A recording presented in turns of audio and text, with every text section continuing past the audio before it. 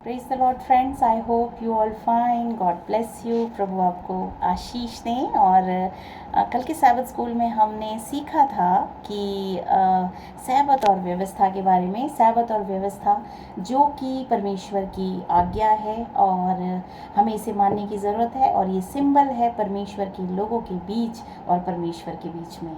और ये ही परमेश्वर की छाप है, परमेश्वर का चिन्ह है. तो सैबत जो है परमेश्वर का चिन्ह है.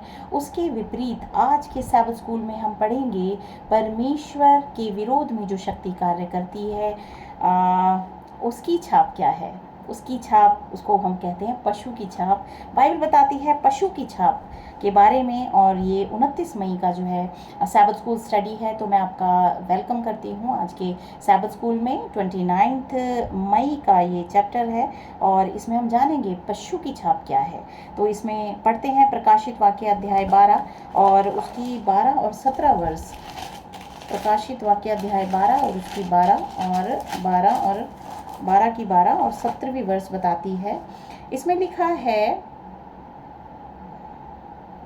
इस कारण हे स्वर्गों और उनमें रहने वालों मगन हो, हे पृथ्वी और समुद्र तुम पर हाय, क्योंकि शैतान बड़े क्रोध के साथ तुम्हारे पास उतर आया है, क्योंकि जानता है कि उसका थोड़ा ही समय बाकी है. और 17वीं वर्ष बताती है, तब अजगर स्त्री पर क्रोधित हुआ और उसकी शेष संतान से जो परमेश्वर की आज्ञाओं को मानते और यीशु की गवाही देने पर स्थिर हैं लड़ने को गया और वह समुद्र के बालू पर जा खड़ा हुआ.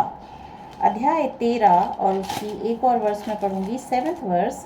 इसमें लिखा है 7th वर्ष में, उसे यह भी अधिकार दिया गया कि पवित्र लोगों से लड़े और उन पर जय पाए, और उसे हर एक कुल और लोग और भाषा और जाति पर अधिकार दिया गया.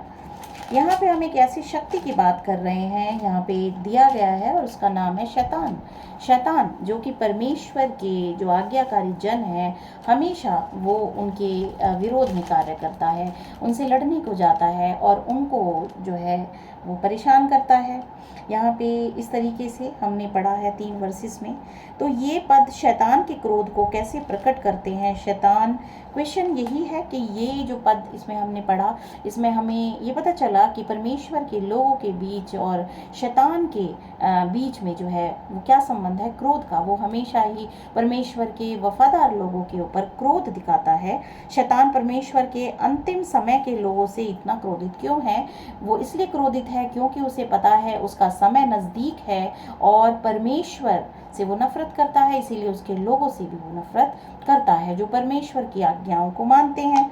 प्रकाशित वाक्य 12 युगों युगों से मसीह और शैतान के बीच के लौकिक संघर्ष को रेखांकित करता है. यह चैप्टर ही बताता है कि किस तरह से मसीह के लोगों के बीच में शैतान हमेशा ही उन्हें परेशान करने की जो है वो हमेशा ही कोशिश करता है. ये संघर्ष हमेशा उनके बीच में रहता है. यह परमेश्वर के लोगों पर शैतान के अंतिम हमले के साथ चरमोत्कर्ष पर पहुंचता है. प्रकाशित वाक्य 13 शैतान के 2 सहयोगियों का परिचय देता है. जो तीसरा अध्याय है उसमें 2 पशुओं की बात हो रही है, 2 पशु.